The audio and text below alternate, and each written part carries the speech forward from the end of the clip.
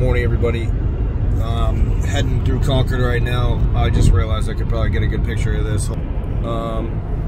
So I don't know if you can see this as I pass by, but right over there is the pyramid for the Kristen McAuliffe Planetarium and the rocket ship I was talking about with the needle point on top of it. And a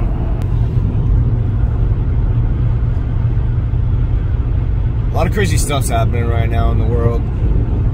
And the website's actually going pretty good. Zen, Robert and me are gonna have links that you can go to like all of our work, so that you can like find the books that were removed from the Bible, which are gonna be really needed in these times ahead. I don't know if you ever heard of Groom Lake, but I guess the military-industrial complex that has spaceships and stuff that they reverse engineered from the fallen angels and the things they found in Roswell. Their release date is 2025, and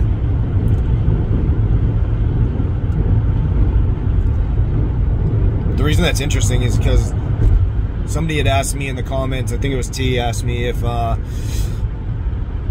should we use Orgone, and I would say no. And the reason I'd say no is because, number one, people like use it.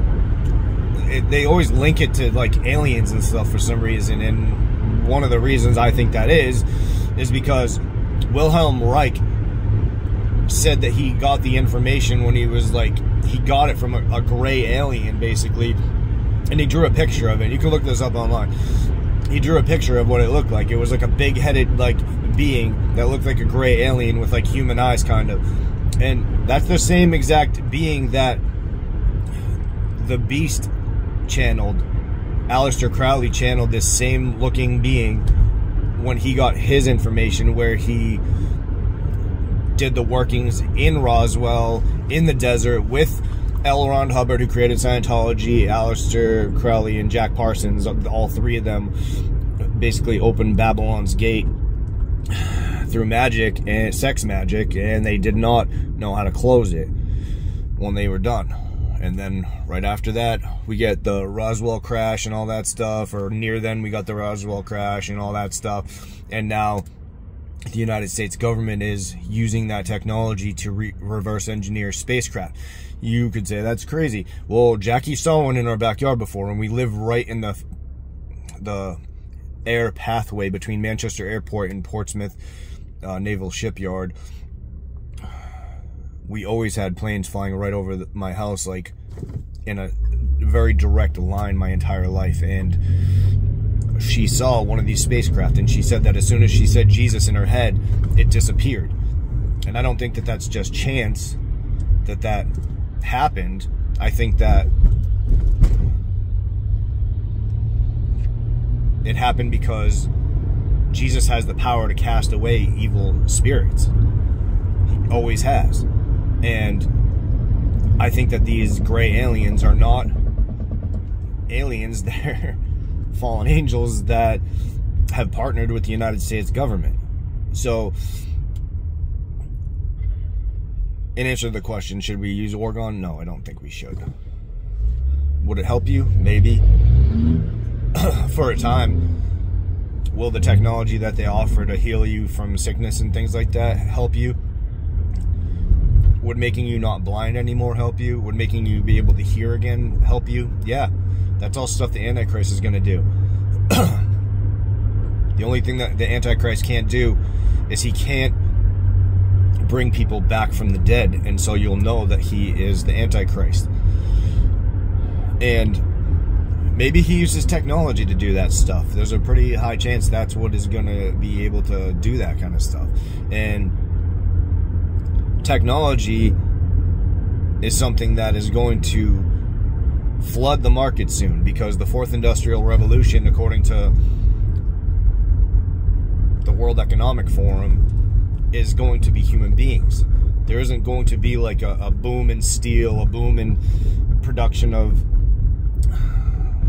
mechanical items through factories and things like that. We are going to be that fourth industrial revolution. They're going to use human beings based on an interface between the internet, what happened a couple years ago when they forced us into our homes, and a microchip that will either be under the skin, on the skin, some type of scannable, like microdot Hitachi microchip thing. Like, they're going to, probably the RFID chip with the lithium ion battery type of thing, they're going to interface human beings with the internet, and it's going to be like the metaverse. And there's a lot of movies that have come out recently about what I'm talking about. Ready Player One by Steven Spielberg. I mean, even the movie 1010 itself uses animation where they put dots on real people. And I mean, King Kong is the same way. The new King Kong they had a couple of years ago, like 10 years ago, it came out or whatever. That was all using dot technology, that they use the dots on humans and then create like an entire digital world based on those computer images, that the dots that human beings create through movement. And so, like, all the stuff I'm talking about, which is super weird too, like, and I've mentioned this like a ton of times, but like, Steven Spielberg made The Goonies, and at the beginning of the movie, he says, the main character that's a bad guy says, like, in a note, he says while he's hanging in his jail cell, "You schmuck, you really think I'd be stupid enough to kill myself?" Which is Epstein. How would he know what Epstein was gonna do years in advance, right? And then, because obviously Epstein didn't kill himself, because how would he get out of his, like, how would anybody not, like, you can't kill yourself in those cells. They're purposely for that reason. There's nothing to kill yourself with. And then all of a sudden the cameras glitch out at the second that he leaves and all that. That's BS. So then on top of that, Spielberg made, you know, whatever, all the movies. E.T., which is a gray alien, like, just like I said just now, like, all these different things, right? And then on top of that, he makes Tintin, which in the movie Tintin, there's 3 unicorn ships, right? Which is the 3 Testaments. And they say unicorn because, which is weird, because Og of Bashan, according to the legends of the Jews, rode on a unicorn, a reem it's called, in order to be saved after the flood. And then he was a servant to Abraham. So he was saved by Noah, a servant to Abraham, the last giant left alive in the world. Basically the Nephilim's bloodline preserved through the flood, because Jesus said, "Let them grow together until the end." Not just the line of Cain, but also the line of the fallen angels, the giants. Their blood was in all the Amalekites and all the other ites that you see, because Og of Bashan created progeny after he ditched his efforts to help Abraham, or he was actually released, according to certain books, that he was released from his servitude because he brought Rebecca to, like, Isaac or something like that. So then, and I think his name is Eleazar, but his actual real name's Og of Bashan. So, like, if you read certain books, it's hard to tell that that's who he was. But basically, when Abraham went to fight to get Lot back and stuff like that, the giant Og of Bashan was with him, and that's, like, one of the reasons he was able to, like, fight all of them and get them back. And then, so, like, then Og leaves and he goes and creates all the cities that you see when Moses and Joshua go into the land. There's, like, tons of giants everywhere because they're Og's children. And, like, a lot of time had passed since then, because Og could live, like, more than 500 years probably, because the curse that was put upon the giants was that your children will not live past 500 years. So Og said that he used to be able to drink from the clouds, but then he was shrinking by the time that he was a servant to Abraham, and then went on to be who Moses ended up killing by cutting him, like, in the ankle. He jumped up and he cut his ankle, and it made him fall, and then he dropped a giant mountain that was filled with ants and crushed him and, like, fell on his head instead of killing Israel. So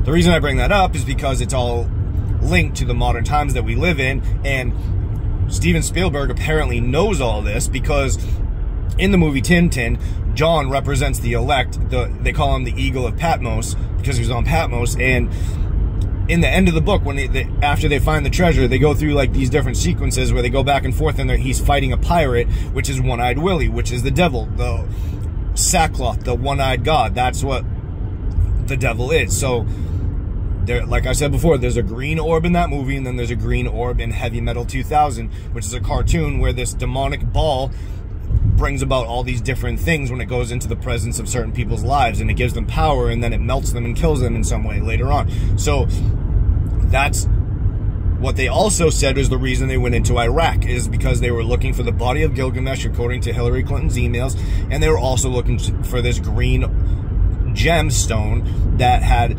information inside of it, like a CD, because it fell out of Satan's crown when he fell from heaven. That's what this is what I'm telling you, like, all these things are linked.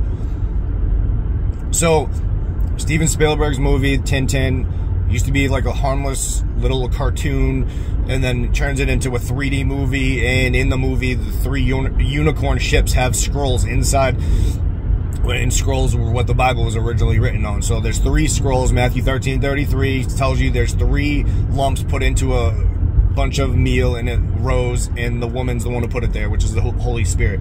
And so he, like, at the end, Tintin finds the 3 scrolls all together, and finally puts them together, and he lays them together, and light shines through them, and he can see the entire message of where the treasure is hidden. This is the Gospel of Thomas. The man,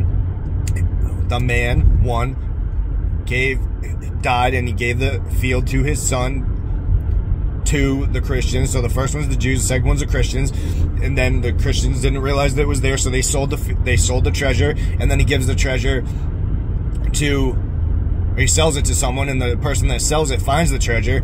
The person he sold it to finds the treasure, and then that's the elect. That's John, of the Eagle of Patmos. And so he finds the treasure, and that's this thing, the 120. So the Jews is the 30, the 60 is the Christians, and the 120 is the elect, which is John. So the Jews, Peter, and John. Same as the Mount of Transfiguration, where there's Moses, the Old Testament, and then there's Jesus and Peter, the New Testament. So there's James and Moses, then, which is the key. I'm telling you the keys right now.